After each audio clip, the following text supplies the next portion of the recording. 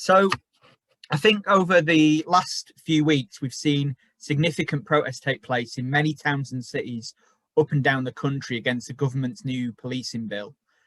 Following the way that the police were used to threaten those wanting to hold vigils to mark the murder of Sarah Everard by serving a police officer, and then also the brutal way the vigil on Clapham Common was cleared, but also in response to the repeated attacks by police on peaceful protesters, such as in Bristol, where video footage shows baton charges and dogs being used against protesters well before those protesters responded. And that, events like that have continued to fuel this movement, which has continued for over 3 weeks now. Now, the police have already been clamping down on protests over the last few months under the pretext of the COVID emergency legislation. A nurse organising a protest for decent pay in Manchester, who organised a socially distanced demonstration, was threatened with being fined £10,000. And 2 trade union picket lines have been shut down by the police in the recent months, in Edinburgh just a few weeks ago, and also in Sherburn in Elmet, not too far from Leeds, where workers there were striking for decent pay and conditions. And this new bill that the Tories want to bring in adds to those powers. Clauses in it include the Home Secretary being able to define a serious disruption to the activities of an organisation, which frankly sounds like it's directed at just those kinds of effective working class action for social justice I described a moment ago. And the bill includes draconian powers, vastly increasing the maximum sentence for damaging a monument to 10 years, which is actually double the sentence for what I think are far more serious crimes, such as possessing indecent pictures of a minor, carrying a knife, carrying a gun, and stuff like that. And also it's larger than the sentence, I think, for rape, which I think is quite scandalous, really, in the light of of what we've seen, people protesting about in the vigils and stuff in recent weeks.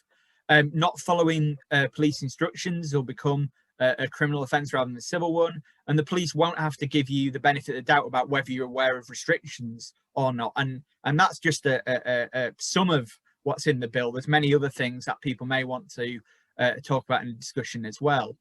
But I think what we have to ask ourselves is why the Tories are attempting to give the police these extra powers at this point in time. And I think the reason for that is because the pandemic's shone a light on who is vital for society to function. It's the key workers, those who work in logistics, in retail, in healthcare, and all the other services that have kept society going over the last year. But many of those workers who've been applauded during that time only earn the minimum wage or not far above it, sometimes don't get proper breaks or sick pay, etc. And meanwhile, those at the top of society, who've largely been idle for the last year, have massively increased their wealth. The 10 richest people in the world increased their wealth by £540 billion since March last year. And I think that was as of the end of the year, let alone the last few months. And these same people at the top of society, and then the political parties they fund, turn around and have the cheek to say that we can't afford to give NHS workers a 15% pay rise, or that students have to pay rent for flats and houses like they haven't been able to live in over the last year, to name just a few of the many issues I think that will and are already provoking protests, strikes, and other forms of actions to try to redress them. And it's to try to cut across and undermine this that the Tories are bringing in this bill. However, democratic rights have never been handed to us from above. Despite the ideologues of capitalism arguing that their system is bound up with democracy, that doesn't stop, for example, our government selling weapons to the brutal Saudi monarchy, for example, where women have massively restricted rights, trade unionists are threatened out of the country, and so on there. And despite the Westminster Parliament supposed to be the mother of democracy, the right to vote wasn't conceded to the majority of the population here until just over 100 years ago in 1918. And then 18 to 21-year-olds only got the vote in the 1950s. Early trade unionists had to fight for the right to form unions under the threat of deportation to places like Australia. And even as recently as 2016, the Tories restricted the right to strike further by imposing minimum turnouts in strike ballots. And such restrictions in law are ultimately about trying to protect the profits and interests of the dominant class in society, the capitalists, whose profits come from the unpaid labour of workers. And to do this, capitalism relies on a whole set of institutions, the state, to maintain the status quo and the profit and wealth that it protects. As Karl Marx, co-thinker Friedrich Engels put it, these are armed bodies of men and their material appendages that act to do that. And the police are an important part of this, but it actually extends beyond that to the prison system, the legal system, and more. Now, over the past period, we've repeatedly seen revelations about the police, whether that's the ongoing tragedy of deaths of mostly black young men in police custody, and there's been a couple more of those in recent months in South Wales, or of the spy cop scandal, of police infiltration of predominantly left-wing organisations, including some of those undercover cops fathering children with women that were being spied upon. And I'll just mention that we were one of the organisations that were spied upon by these spy cops and that in the past. And over the last year, then following the brutal killing of George Floyd, then there's, which sparked the global Black Lives Matter protest, then a wide discussion really has erupted on what should be done to challenge this, particularly this sort of political and racist and sexist way the police act, but also, what should be done about the police in general. And there's been different demands and programs being put forward. One demand that emerged over the past year is that of defunding the police, with the idea that money cut from police budgets could be spent on other public services. And in itself, we wouldn't object to spending, to cutting spending on certain things, but especially things like militarized police hardware, which is, I would say a particular feature in the US and that. But we would also point out that this doesn't answer the question about how we stop the vast majority of these abuses by the police of our democratic rights from taking place. Another demand that's been put forward, including by some anarchist groups, but also by groups like the Socialist Workers Party, the SWP, is calling for the abolition of the police. But I think that, again, throws up a number of other questions. Firstly, if we abolish one of the institutions of the capitalist state, but leave that state and the system that state is based upon intact, then in a greater or shorter length of time, then some other organisation will arise to fill that function. I think this is the most evident where it's been talked about in the US about abolishing sort of city police forces, because you've got multiple police bodies in the US and its place would just be taken by state troopers or by a federal body. Instead, you'd still have police that would act in the same way and not really fundamentally change anything. And even if that wasn't the case, then the wealth and privilege of the capitalists is still there, and they would hire their own private police force, even less accountable than the existing police we have now. But it also doesn't answer what people do when they're victims of burglary, assault, or worse crimes. And although the police don't have a brilliant track record of solving such crimes, the clear-up rate for most crimes is very, very low. They at least provide somewhere for people to turn to. And the majority of the public support the police rests upon depends on this function.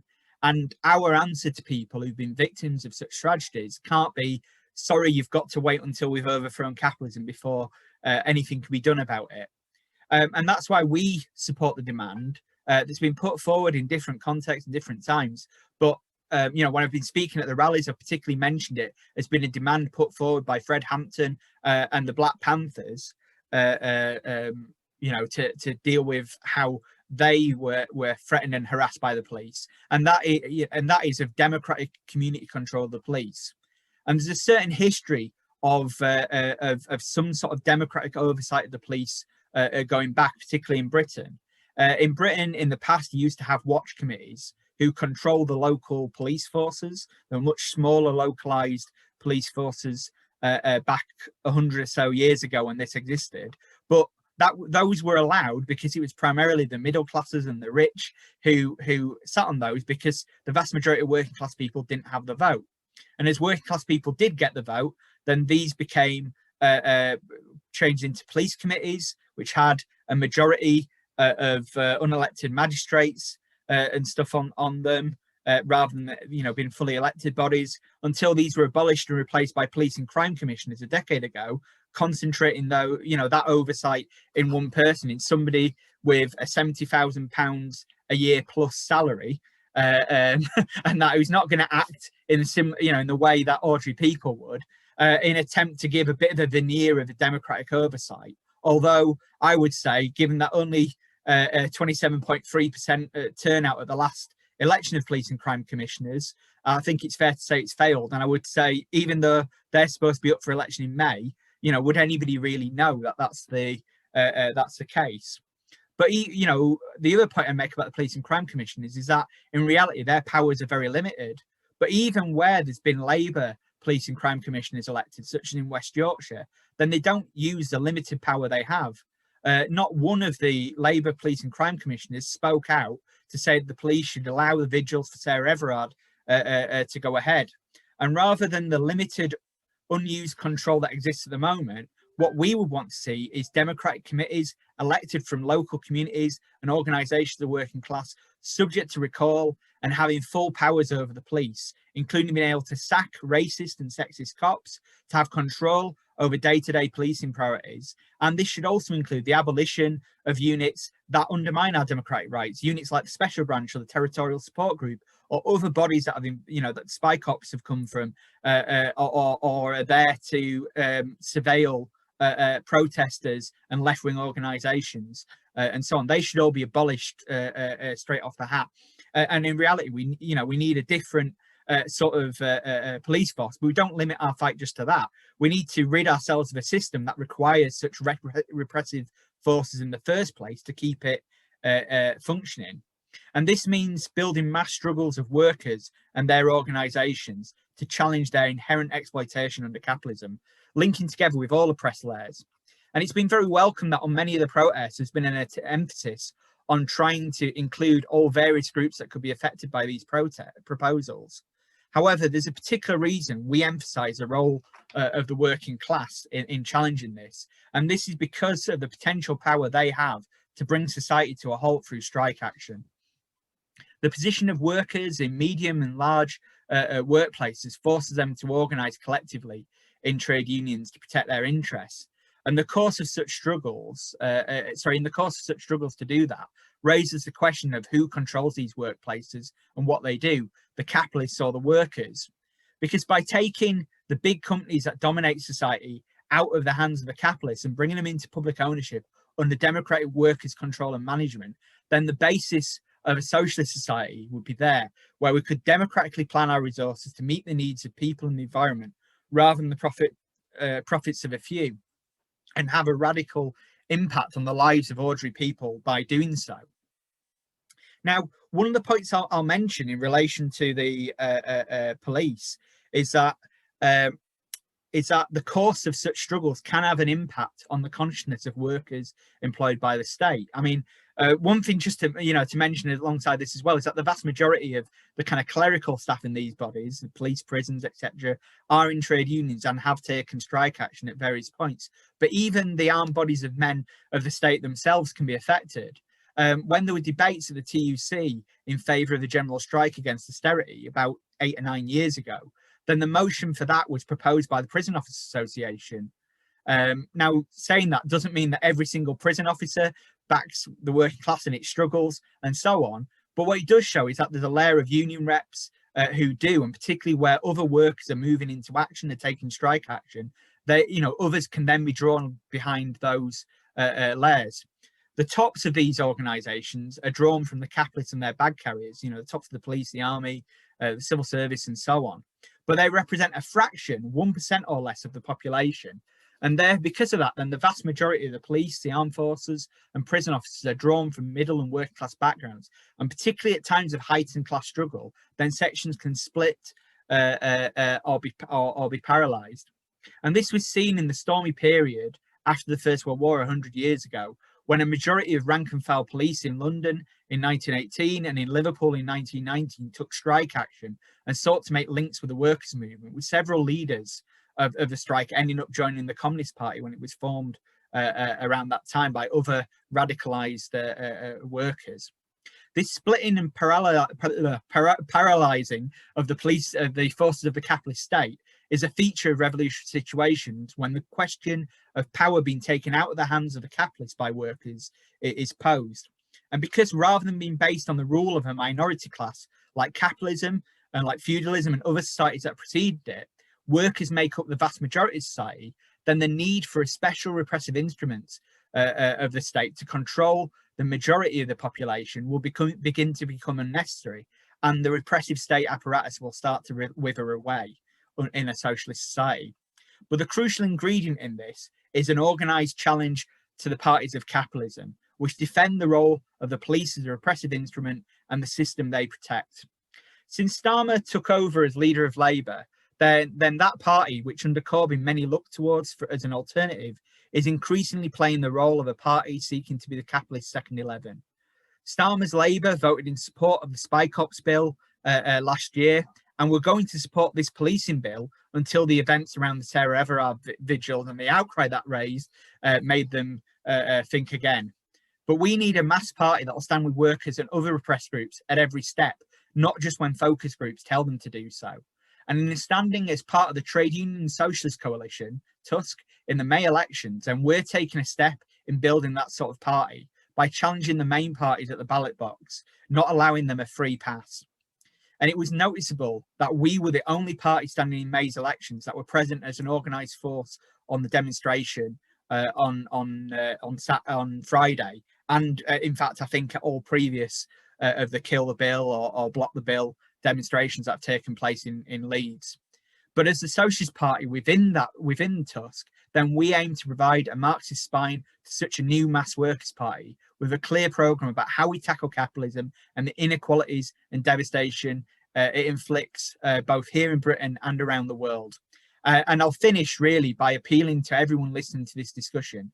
If you agree with the ideas raised here, then you should consider joining the Socialist Party, helping us to fight back against austerity and capitalism, and to build an organisation capable of overthrowing this rotten system and replacing it with a socialist society that can meet the needs of all. And that. Thank you very much.